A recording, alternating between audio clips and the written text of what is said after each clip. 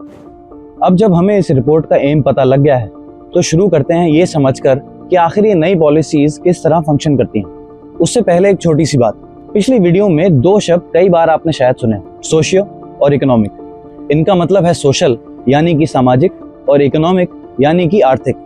हमारी रिपोर्ट और ज्यादातर पॉलिटिकल साइंस के कॉन्सेप्ट्स और डिस्कशंस में ये शब्द अक्सर साथ ही रहते हैं। दोनों एक समुदाय के हालातों के अहम पहलू हैं और दोनों का अनोखा रिश्ता है। दोनों एक दूसरे को इन्फ्लुएंस करते हैं। सामाजिक तौर पर अगर एक समुदाय अच्छे हालातों में है तो अमूमन आर्थिक तौर पर भी उसके हालात अच्छे ही होंगे, और एक खराब है तो दूसरा भी अक्सर खराब ही होगा। मगर समस्या ये है कि एक को ठीक कर देने से तकरीबन हर बार दूसरे पर बहुत कम असर पड़ता है। किसी भी पॉलिसी को बनाते वक्त इसका बैलेंस ढूंढना ही सबसे जरूरी है। तो अब इस जानकारी के साथ में आगे बढ़ते हैं। नीति आयोग हमारी गवर्नमेंट का थिंक टैंक है जिसका सबसे ज्यादा रोल है नई पॉलिसीज का फ्रेमवर्क तैयार करने में। इनका पर्सपेक्टिव एक पर्टिकुलर मॉडल को फॉलो करता है, वो है भारतीय model of inclusive development and humanist welfare approach, यानी सबका साथ और सबका विकास। सबका साथ सबका विकास। इस मॉडल पर बनाई गई पॉलिसीज आम जनता और प्राइवेट स्टेक होल्डर्स को एक समान मानती है और मानती है कि ये दोनों ही काबिल हैं और जिम्मेदार हैं हमारे देश की तरक्की के लिए।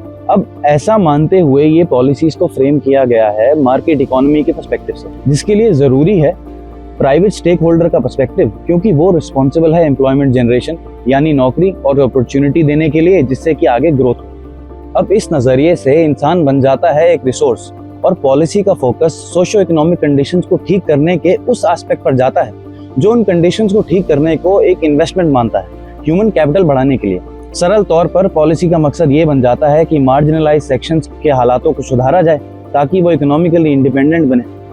ये नजरिया गलत नहीं है, मगर इसमें सोशो इकोनॉमिक बैकवर्डनेस पर ध्यान ज्यादा दिया जाता है और सोशल बैकवर्डनेस पर कम।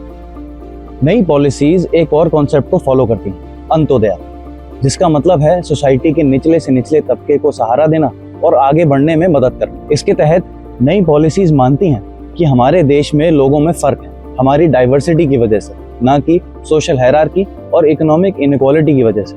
तो आखिर इस नजरिए से नई पॉलिसीज मार्जिनलाइज्ड सेक्शंस को आइडेंटिफाई कैसे करती हैं? नई पॉलिसी फ्रेमवर्क का एक दूसरा एस्पेक्ट जिस पर की डिस्कशन बहुत जरूरी है वो है इसकी नई स्पेस सेंट्रिक अप्रोच। अगर पिछली वीडियो से आपको याद हो तो नई पॉलिसीज सब मार्जिनलाइज्ड ग्रुप्स को क्लब करके उनके डेवलपमेंट की बात करती हैं। ये टारगेट करती हैं एक रीजन के मार्जिनलाइजेशन को, और वो भी काफी अच्छे तरीके से। इन पॉलिसीज की अप्रोच स्टेट के बेसिस पर ना होकर डिस्ट्रिक्ट के बेसिस पर है।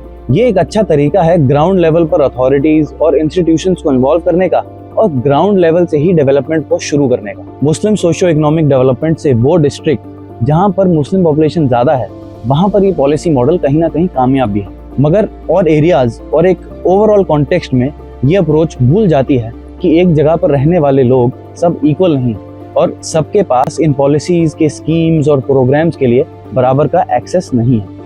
ये अप्रोच और प्रिंसिपल्स मार्केट इकोनॉमी को मजबूत बनाने के लिहाज से काफी अप्रोप्रिएट है, मगर वहीं एक सोशल और इकोनॉमिक डेवलपमेंट के बैलेंस को बनाने में उतने कामयाब नहीं, और उस नाकामयाबी के कारण ग्रुप सेंट्रिक एस्पिरेशन और अपलिफ्टमेंट पीछे रह जाता है। और हमारी रिपोर्ट के कॉन्टेक्स्ट में और स्पेसिफिकली ये पॉलिसी अप्रोच और फ्रेमवर्क मुस्लिम मार्जिनलाइजेशन को हाईलाइट और आइडेंटिफाई नहीं कर पाता।